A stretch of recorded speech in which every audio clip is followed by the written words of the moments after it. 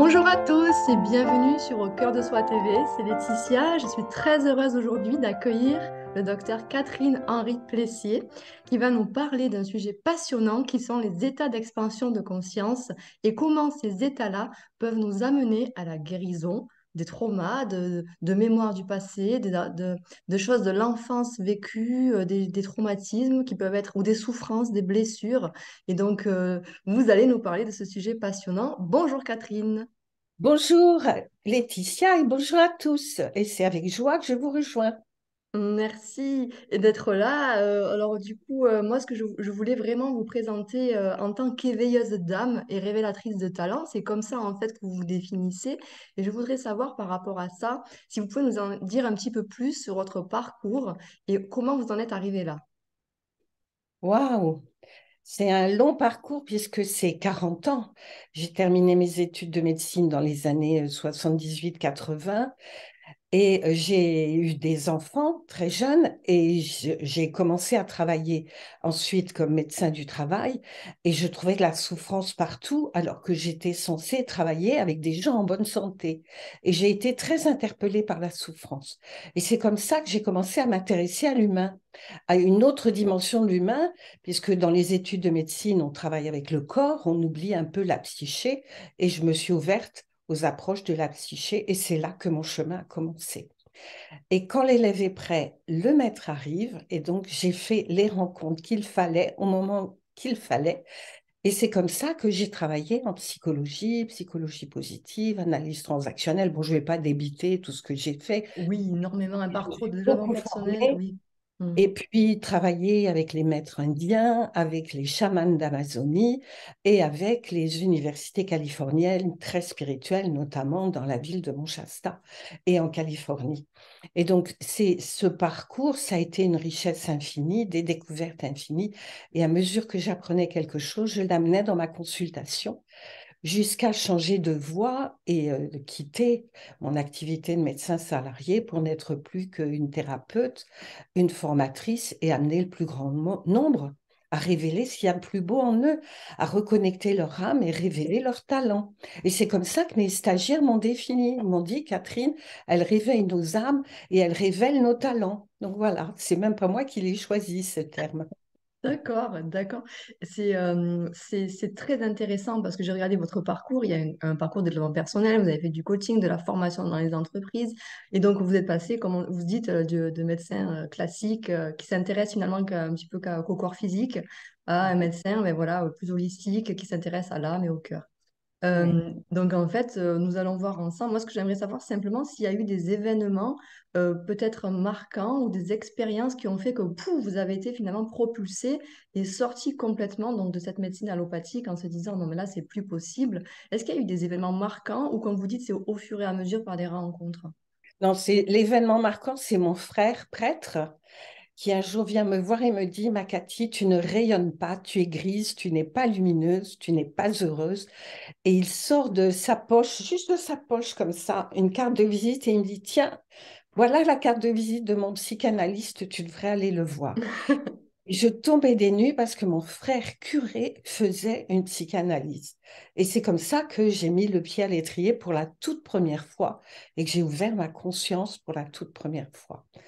Et après, tout s'est enchaîné tout seul, les rencontres, les professeurs, les gens avec qui j'ai travaillé, tout s'est fait tout seul.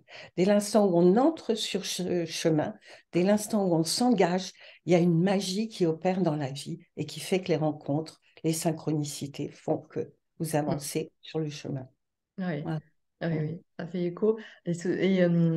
Donc on va donc parler de ces états d'expansion de conscience. Du coup, comment vous en êtes arrivé finalement à vous focaliser, à faire un focus là-dessus, puisqu'effectivement, vous avez plusieurs outils à votre arc, si on peut dire ça comme ça. J'utilise dans ma pratique tous les outils que j'ai appris. Mais Voilà. depuis 40 ans, l'outil le plus puissant qui donne les plus beaux résultats, c'est celui-là.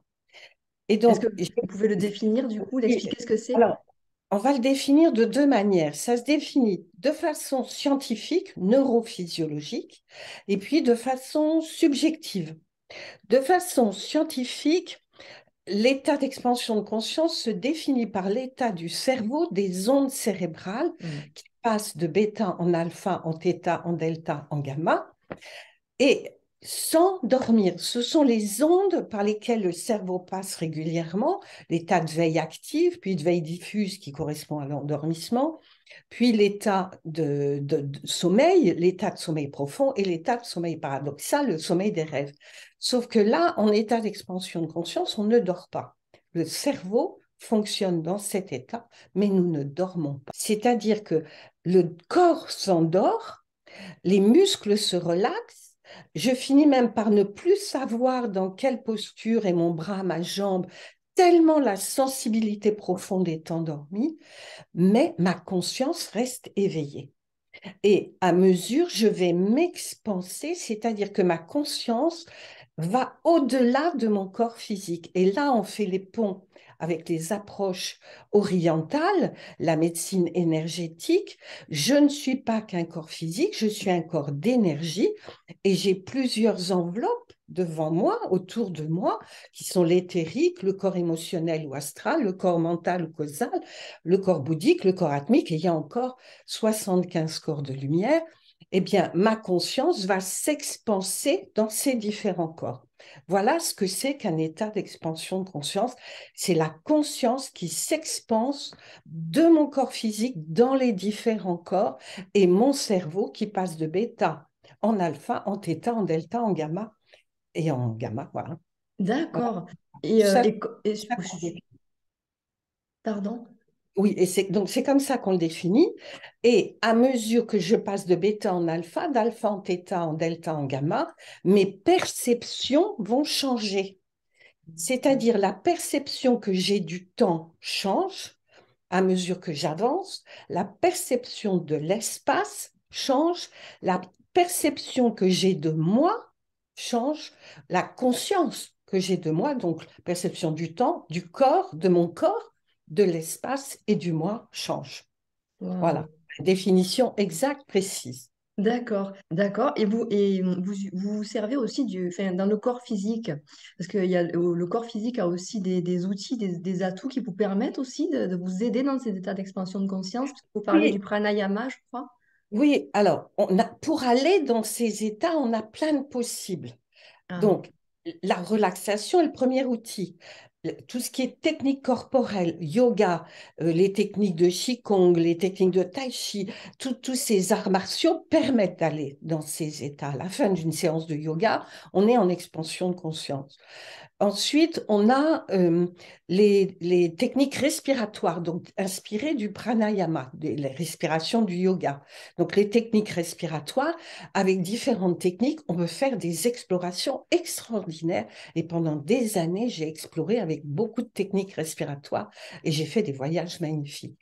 On a également les sons, donc tous les sons, les musiques, les chants des baleines, les cascades, la pluie, la mer, les sons emmènent en expansion le tambour, la trance, comme les oui. chamans, ils utilisent le tambour pour aller en expansion, la méditation, la contemplation peuvent emmener Les plantes aussi, et du coup, les puis, chamaniques. les plantes des chamans, l'ayahuasca, bon, j'ai beaucoup exploré ayahuasca, iboga, peyote, les champignons, le cactus, toutes les plantes du chaman dans des rituels sacrés. On ne fait pas ça n'importe comment, on ne fait pas ça n'importe où. C'est dangereux, il faut être bien accompagné parce que c'est un psychotrope extrêmement puissant qui a des effets extrêmement importants et donc on ne fait pas ça n'importe comment.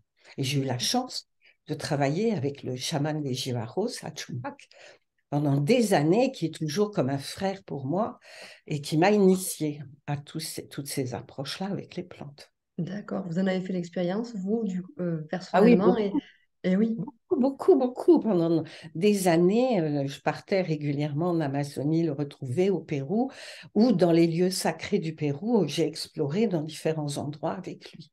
Et Non, c'était sur différentes méthodes, vous êtes parvenu donc à faire ces états d'expansion de conscience. magnifique. D'accord. Et au niveau des corps, vous avez dit et ça ne s'arrête pas en fait, ce sont comme des sortes de dimensions. Au plus on s'éloigne, au plus on On va ouvre. loin.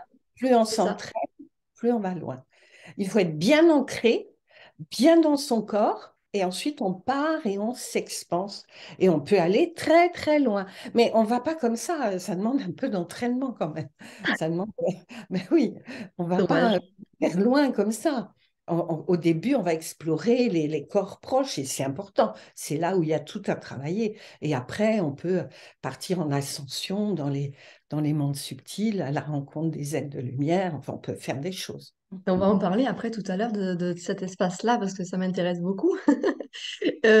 Concernant en fait le corps physique, vous évoquez aussi bien que le corps physique a aussi des centres énergétiques sur lesquels aussi vous travaillez, donc notamment donc, les chakras. Et est-ce que vous pouvez nous en parler un petit peu avec les nadis et les chakras? Alors, les chakras, ce sont les pompes qui font circuler l'énergie dans le corps énergétique. Le corps physique, il a une pompe, c'est le cœur, il a une centrale électromagnétique et électrochimique, c'est le cerveau, et puis il y a plein de vaisseaux, plein de nerfs, plein de canaux. Eh bien, dans le corps énergétique, c'est pareil, on a des centres énergétiques, des centres qui sont des pompes qui font circuler l'énergie. Donc, il y a 7 chakras dans le corps physique, mais il y en a beaucoup, beaucoup plus dans les corps subtils tout autour. On retrouve plein de chakras sur toute la chaîne des différents corps. Et quand vous utilisez la technique du pranayama, c'est la respiration et vous vous servez, c'est ça, de ce On qui peut rejoint faire les chakras. monter, on peut faire monter la respiration dans les canaux Ida, qui est le canal euh, féminin, qui est froid, qui est lunaire, et Pingala, qui est le canal masculin, qui est chaud et qui est solaire.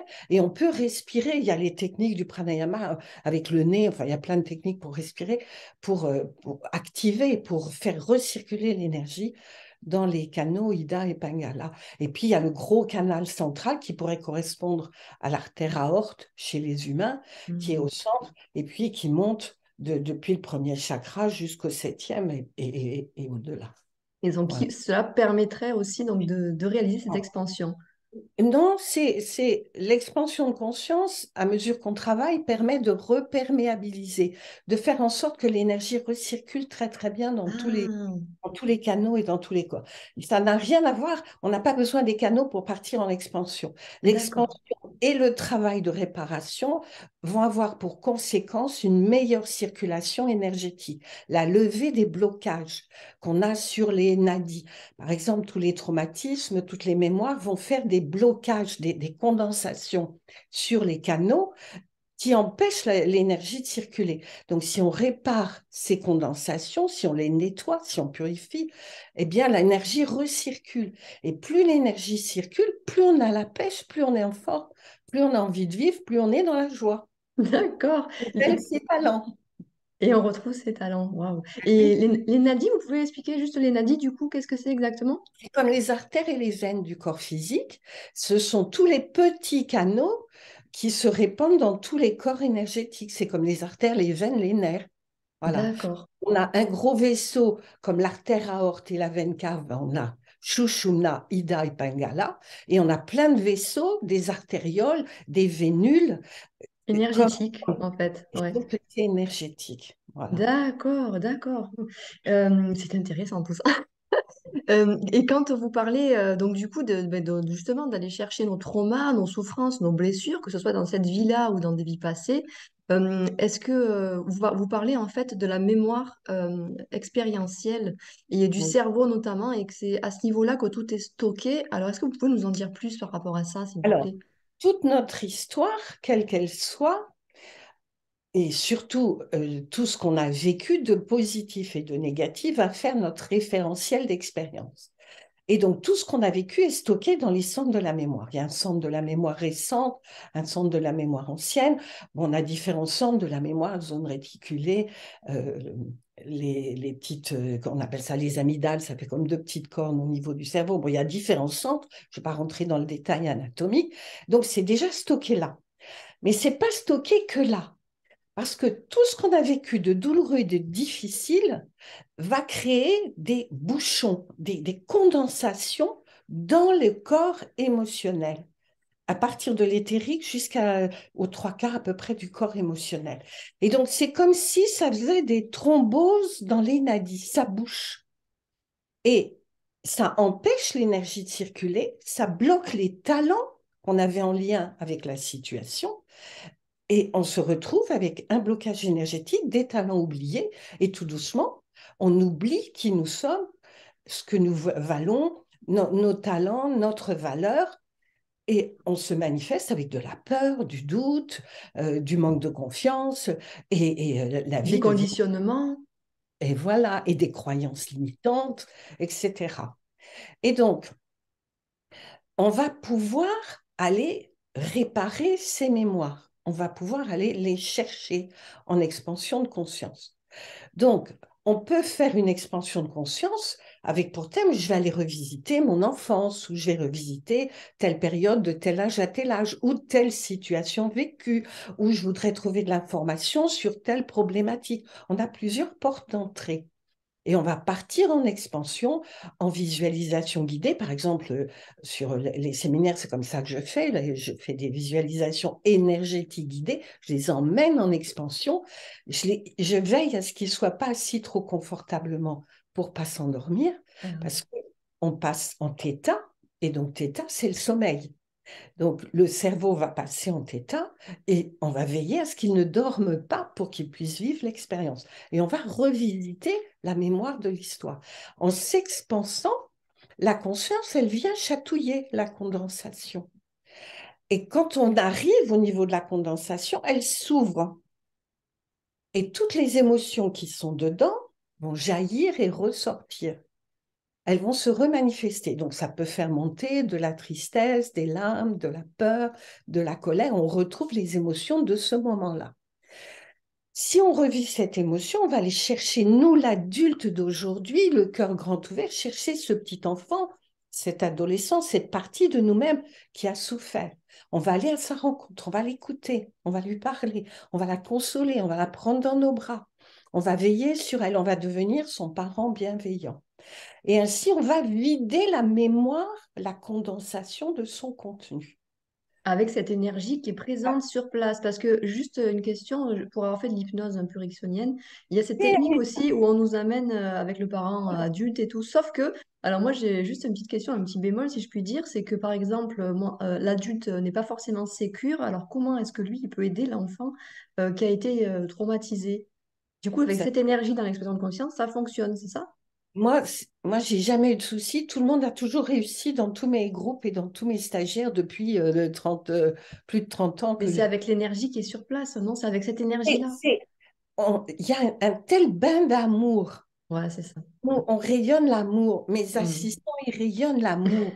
Il y a une telle bienveillance. On est dans un lieu où on a un niveau, où on met ce qu'on appelle un, un- un dôme d'énergie. On crée un lieu sécure où les gens vont pouvoir travailler en totale sécurité, sans aucune peur. Donc ça se fait tout seul. Il n'y a pas à se dire l'adulte, il est passé. Mais bien sûr que si, l'adulte, il est capable. Il est capable d'ouvrir son cœur. Parce que si on est connecté au cœur, il n'y a aucun souci. Tout se fait. Il y a juste à dire, je pose ma conscience dans mon cœur. Et c'est dans l'amour qu'on va chercher cette partie de nous qui est en souffrance. Et on est tout à fait capable de le faire. Tout le monde. J'ai jamais personne qui n'a pas réussi. J'ai jamais vu Hmm. ça. Il y a D'accord. quelquefois des gens qui dorment, qui s'endorment quand même. Mais même s'ils dorment, le travail se fait quand même. Parce que l'inconscient, il entend. Les dimensions subtiles de la personne entendent et le travail de réparation se fait quand même. Et quand je les vois après et qu'ils m'écrivent, souvent j'ai beaucoup de messages après le séminaire et même quelquefois longtemps après en me disant mais c'est incroyable l'impact que ça a eu dans ma vie. Et même s'ils ont dormi. Mais concrètement, au niveau donc cellulaire, ça touche en fait la mémoire cellulaire. Est-ce que c'est ça concrètement Alors, qui se non, passe? on va toucher d'abord les mémoires musculaires. Toutes les mémoires, toutes les condensations, les traumatismes qui forment des condensations dans le corps énergétique ont des prolongements dans les muscles. Donc, Mhm. ça peut être devant, dans le dos, sur les bras, sur les jambes, sur les cuisses. Ça a des prolongements. Donc, notre histoire, c'est dans les mémoires musculaires, je dirais à 90%. D'accord. Les mémoires cellulaires sont touchées par des mémoires beaucoup plus anciennes et souvent transgénéalogiques qui proviennent, elles vont toucher, elles vont sédimenter jusque dans les cellules, des choses qui se répètent, qui se refont de gènes, comme des abus, des incestes. Ça sont des choses qui vont toucher des mémoires cellulaires ou des pathologies qu'on va se transmettre. Ça va toucher des mémoires cellulaires, ça va toucher les brins d'ADN. Mais là aussi, on peut réparer. Là aussi, on peut améliorer. là aussi, vous pouvez aller chercher, mais c'est pas forcément en conscience, du coup, pour la personne, parce que vous avez dit qu'il y a par exemple un thème initial, et après, donc, vous allez en expansion. Mais s'il y a des choses, effectivement, des traumas ou des mémoires transgénérationnelles ou karmiques, elles ne sont pas à la conscience de la personne. Comment aller les Et en chercher? expansion de conscience, quand on est prêt, elle remonte. Seulement si on est prêt. Ah oui, ça c'est Ne important. remonte que les mémoires pour lesquelles on a le niveau d'énergie suffisant. Ah, ah oui, Si on n'est pas en état d'accueillir la mémoire, elle ne viendra pas à la conscience. d'accord, Voilà, ça d'accord. marche comme ça. Ah oui, d'accord, d'accord. Et parce que vous, il y a aussi, ben en fait, c'est une guérison aussi qui Ça amène amène une aussi. guérison. Eh oui, Le travail n'est pas terminé quand on a été chercher la mémoire. eh oui, On a ouvert, on a été chercher cette partie de nous qui est en souffrance. Une fois qu'on a bien vidé, on va prendre cette partie de nous et on va l'amener un peu plus loin en expansion de conscience. On va monter de plan et on va essayer d'aller vers la lumière, vers la source, dans les corps de lumière pour aller se remplir de lumière, se remplir d'amour, se remplir je l'appelle la source, et reconnecter qui nous sommes vraiment dans ces dimensions-là, dans ces corps de lumière. On reconnecte qui nous sommes vraiment. Quand j'emmène les stagiaires au séminaire, ils disent, j'avais l'impression d'être de retour à la maison. Pardon, excusez-moi. Et donc, on va monter dans cette dimension et on va emmener le petit enfant, l'adolescent, l'adulte qui est en souffrance. Et puis, oh, pardon, j'ai un chat dans la gorge. Et puis, on va le mettre sous la source, le remplir de lumière, le remplir d'amour, jusqu'à ce qu'il rayonne comme un soleil. Et une fois qu'il rayonne comme un soleil, on le ramène dans notre cœur. d'accord. Là, la mémoire est réparée et guérie. Elle est nettoyée. La C'est, dernière étape, il faut aller chercher les protagonistes. Et je dirais, le travail le plus important, c'est sur les parents, sur la famille, sur l'histoire de l'enfant. Et donc, on va aller chercher le papa, la maman, on va les emmener eux aussi sous la source et on va leur dire ce que tu as dit, ce que tu as fait n'était pas juste, ça m'a fait souffrir. On va aller chercher notre colère, notre ressentiment, tout ce qui nous blesse, qu'on a au fond de nous, qu'on a enfoui dans les profondeurs suite à cet événement. On va le faire ressortir et on va imaginer le parent ou le frère, la sœur, le grand-père avec son être de lumière au fond de lui et autour sa part d'ombre. Et quand on va sortir notre colère, notre violence, notre haine, quelquefois le ressentiment qu'il peut y avoir, on va s'adresser à la part d'ombre de la personne. Et on va symboliquement détruire la part d'ombre et laisser le parent sous la lumière pour qu'il se répare lui aussi. Parce que s'il avait eu des parents parfaits, il aurait été un père parfait, une mère parfaite. Si nos frères et sœurs avaient eu des parents parfaits, ils auraient été parfaits. Donc, ils ont fait du mieux qu'ils ont pu. Donc, on va détruire cette couche d'ombre, les laisser se réparer sous la lumière. Et il y a un moment, on sent que, ben oui, ils ont fait ce qu'ils ont pu. Ils ont fait de leur mieux avec leur histoire, avec leur souffrance. Et il y a un élan d'amour qui va se refaire vers le père ou vers la mère. Et on va leur dire, je te pardonne. Qu'est-ce que c'est le pardon? C'est par le don de l'amour. Je te recrée ce lien d'amour avec mon père, ma mère, mon frère, mon grand-père, enfin, avec la personne avec qui je travaille là, et je recrée ce lien d'amour. Et ce lien d'amour, il peut se recréer que quand on a libéré complètement la colère et le ressentiment. Quelquefois, il faut un peu de temps. Et à ce moment-là, on fait juste un tout petit pas sur le chemin du pardon. Et puis la fois suivante, on fera un pas un peu plus grand, et puis un peu plus grand jusqu'à ce qu'on ait totalement déversé cette colère et ce ressentiment. Alors, quand le pardon est là, on le sent dans le cœur, il y a cet élan, c'est magique, c'est magnifique, il y a des larmes souvent. Quand le pardon est là, la mémoire est nettoyée, elle agit plus jamais dans notre vie. Parce que toutes ces mémoires-là, elles agissent en permanence dans notre vie. Elles se projettent dans toutes les situations de la vie. Elles sont à l'origine de nos peurs, de nos doutes, de nos limitations, de nos croyances. Eh bien, en faisant ce travail, il n'y a plus rien. Et depuis que j'utilise ces outils de façon systématique, parmi d'autres, hein, parce que je n'ai pas que ces outils-là, avec mes stagiaires, ils évoluent à toute vitesse. C'est beaucoup plus rapide que tout ce que j'ai pu voir avant. Voilà, D'accord. ça marche. C'est un très, très bel outil pour réparer les mémoires. Waouh. Ouais. Et réparer les mémoires, et d'après ce que j'ai compris, ça apporte aussi énormément de reconnexion, comme vous dites, avec Oui, nos parts les plus lumineuses et même se reconnecter avec les plans nous subtils et sommes. nos guides. Est-ce que Mais vous oui, pouvez en parler de oui. cela? Alors, plus on va nettoyer, plus on va réparer, plus on va récupérer l'énergie qui était bloquée. Et donc, plus on va avoir la pêche, plus on va avoir la joie dans la vie, moins on va avoir de peur, de doute et de croyance.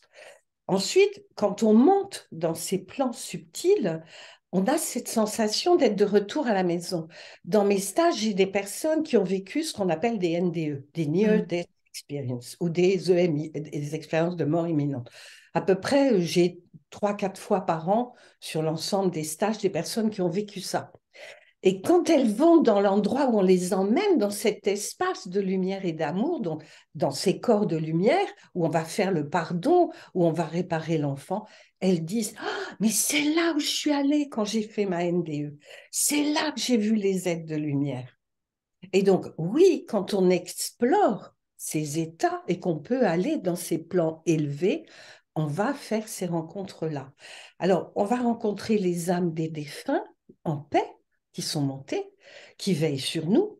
Et donc, très souvent, les stagiaires sont très émus parce qu'ils voient le parent décédé qui vient les prendre dans leurs bras, qui vient donner des messages d'amour, de paix, qui sont rayonnants, qui sont lumineux. Et très souvent, ils les voient plus jeunes que l'âge qu'ils avaient quand ils sont partis. C'est amusant, il y a beaucoup de Mais il témoignages. les voit visuel, enfin du coup, comment Avec le il les voit? troisième Eh œil, oui, eh oui. c'est la Mm. vision troisième œil. On est D'accord. les yeux fermés en expansion et on a des images qui viennent. Il y Mhm. en a qui disent voir des êtres de lumière, donc tous les êtres de lumière. Donc certains disent j'ai vu une image qui ressemblait à une énergie qui ressemblait à Jésus, à Marie-Madeleine, Jean-Baptiste. D'autres, ça va être Shiva, Krishna. D'autres, ça va être Bouddha, Kuan Yin. Enfin, chacun, en fonction de sa culture, va coller des images par rapport à son référentiel sur les énergies qu'il va connecter. Mais ça peut être des guides aussi. Mais bien sûr, les guides qui peuvent se manifester, ils peuvent même donner leur nom, ils peuvent donner des messages, ils peuvent donner de l'information, des initiations, des soins. Il y en a qui reçoivent des soins là-haut. C'est amusant les témoignages qu'on a. Et maintenant, je les écris, tous les témoignages des élèves, parce que je me dis un jour, ça vaudrait le coup d'en parler, Eh d'écrire oui. quelque chose là-dessus. Ouais. Est-ce que vous pouvez nous en partager peut-être un, si vous en vient en tête? Il y a le dernier stage, bon, ils ont vu plein, les défunts de leur famille, plein d'amour, en paix, serein. D'autres ont vu Marie-Madeleine, Jésus, Bouddha.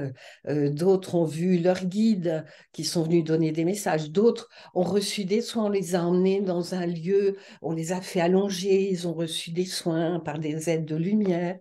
D'autres ont reçu quelqu'un qui est venu mettre son pouce comme ça sur le troisième œil et puis qui dit je voyais un gros œil qui s'ouvrait donc pour initier l'ouverture du troisième œil. Qu'est-ce qu'ils disent encore? Euh, Ils reçoivent des symboles, des cadeaux, des messages pour leur travail, pour la difficulté qu'ils ont pour le moment. Enfin voilà, il se passe. D'accord. Ouais. C'est en fonction des stages, en fonction des personnes, c'est jamais la même chose. D'accord. Disons que ça revient sur les thèmes, les personnages, sur ce qu'ils voient, ce qu'ils ressentent. Il y en a qui ne voient pas mais qui sentent. Il y en a qui ne voient pas, qui ne sentent pas mais qui savent. Il y en a qui entendent. Et puis il y en a qui ne voient rien du tout, qui sont frustrés, mais qui, peu de temps après le séminaire, disent, mais c'est incroyable ce que ça a changé dans ma vie. Parce que même si on ne voit rien, même si on n'entend rien, même s'il ne se passe rien, le travail énergétique se fait quand même. Wow. Voilà. Mm. Et c'est le groupe aussi qui majore ça, et c'est parce que vous vous mettez dans des états d'expansion de Ouais, conscience que Moi, vous je les amenez le emmène, groupe. moi, je les emmène. Voilà, c'est ça, c'est vous Ben, qui... c'est ça.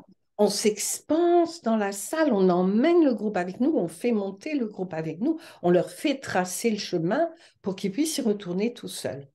Ça, on le fait à chaque fois et ça marche tout le temps. Il n'y a pas de Même si c'est souci. des personnes qui sont pas forcément, qui n'ont jamais médité, qui n'ont jamais Bien rien fait. sûr, bien sûr. Et la plupart du temps, c'est des gens qui commencent.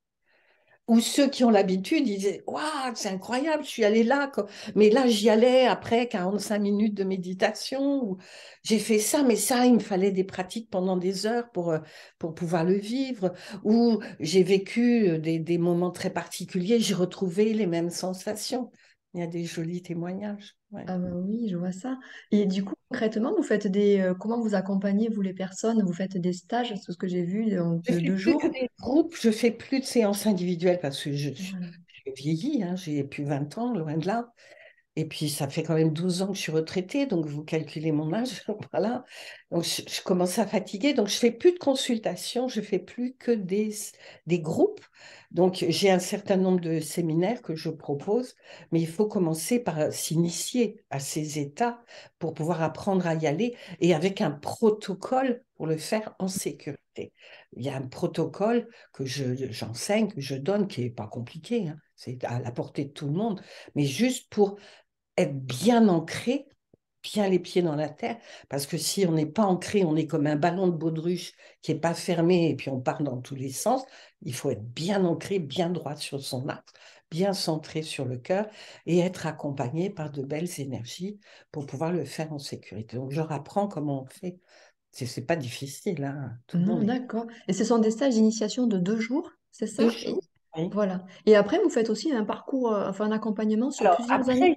après, il y a un 4 jours pour faire un travail très, très en profondeur sur l'étude de la structure de personnalité et des stratégies inconscientes qu'on a mis en place depuis son enfance pour s'adapter au monde dans lequel on vivait, pour compenser les carences ou pour survivre quand c'était difficile, maltraitant, carencé d'amour, etc. Et donc, on va étudier durant 4 jours très, très en profondeur. On va vraiment descendre dans les couches pour aller chercher toutes les mémoires qui vont expliquer la structure de personnalité. Et on va en faire ce qu'on appelle une synthèse de vie. C'est 10-12 lignes où la personne voit tous les événements qui ont construit sa structure. Et puis ensuite, on va tirer ce qu'on appelle la loi de l'ego négatif, c'est-à-dire la stratégie inconsciente majeure qui agit dans votre vie encore et qui vous empêche de vous épanouir, d'être sereine, d'être en paix. Et quand les personnes sont face à ça, elles sont en larmes en disant, mais quel gâchis. Elles prennent conscience de tout ce qui s'est passé de négatif et qu'elles ont construit qui est préjudiciable pour elles. Et à partir de là, on va réparer toute l'histoire pour transmuter cette loi négative en loi universelle de vie, loi d'épanouissement et de réussite. Et là, les stagiaires disent, il y a un avant, il y a un après. Ma vie ne pourra plus jamais être comme avant. Il y a une telle ouverture de conscience, un tel travail de nettoyage qui disent tout ça, tous ceux qui l'ont fait. Et donc, quand on a fait le 4 jours, après, on peut entrer sur le parcours en 3 ans. On va explorer toutes les couches, tous les plans de l'histoire personnelle, de l'histoire familiale, l'intégration du masculin et du féminin pour vivre une relation à l'autre dans l'harmonie et une relation de couple heureuse et en paix, et ensuite un travail sur les égrégores et les archétypes, c'est-à-dire sur le collectif. Donc voilà, c'est un très très grand travail sur Waouh. 3 ans. Et ça, c'est le programme que je propose actuellement. Je vais commencer parce que le 4 jours est extrêmement épuisant. C'est de la folie. Je prends que 5 personnes à la fois et on travaille. Moi, je travaille de 6 heures à minuit tous les jours et eux de 9 heures à 19 heures. Mais c'est quand même, moi, j'ai du boulot derrière pour analyser, pour comprendre, pour gratter, chercher. Et comme c'est épuisant, je vais en faire de moins en moins. J'essaye de passer la relève, mais pour le moment, c'est très difficile parce que j'ai peu d'élèves qui sont arrivés à le faire seuls, mais ça vient puisque je les forme. Et donc, je vais former des praticiens aux outils que j'utilise pour qu'ils prennent la relève le plus vite possible. Et puis, je vais proposer, si je ne peux plus faire de 4 jours, je vais proposer un programme de réparation de l'enfant intérieur, reprendre des thèmes qu'on fait aux 4 jours qui pourront les aider. Donc, je vais voir. Je suis en train de réfléchir à ça. Mais d'un autre côté, je ne veux pas non plus travailler tout le temps parce que plus ça va, Mhm. plus je travaille. Alors que j'avais dit que j'allais réduire mon activité. On ne peut pas vous partir à la retraite. Non, non, non. Non, et non, mais bon, le Eh corps, oui. il fatigue, et puis je j'écoute pas trop mon corps, donc il me le fait savoir de temps en temps. D'accord. Écoutez, moi j'ai posé oui, toutes les questions que j'avais à vous poser. Et ben voilà, si vous voulez ajouter le mot de la fin, et puis on peut arrêter là si c'est bon pour vous. Ah mais oui, non, non, mais c'est une joie de parler de ce qui me passionne et de ce qui fait du bien et ce qui permet de reconnecter son âme, de révéler qui on est vraiment. Et c'est vraiment à la portée de tous, c'est vraiment tout simple. C'est très, très facile. Il y a juste à mettre le premier pas sur le chemin. Le bonheur, c'est le chemin après. Et puis, la vie est magique. Tout se met en place tout seul. Eh bien, plus on répare son histoire, plus on répare ses mémoires, ses traumatismes, moins on a peur. Plus on retrouve de l'énergie, moins on doute et plus on est dans la confiance dans la vie. Plus on va être dans le lâcher-prise, plus on va être conscient que la vie veut le meilleur pour nous, que la vie nous accompagne, que la vie nous donne tout ce dont nous avons besoin. Elle connaît mon besoin mieux que moi. Et donc s'installe au fur et à mesure cette confiance, ce lâcher-prise, cette confiance absolue et merveilleuse. Et ça fonctionne comme ça. Demandez et vous recevrez. Et si on ne reçoit pas tout de suite, c'est que ce qu'on a demandé n'est pas juste et que la vie a un projet encore plus beau pour nous. Et ça marche pour tout. Moi, j'ai demandé mes appartements quand j'étais à Paris et la vie m'a offert des choses inestimables, absolument magnifiques. J'ai demandé quand j'ai quitté Paris pour avoir une maison telle que je souhaitais, j'ai eu au-delà de ce que je pouvais imaginer.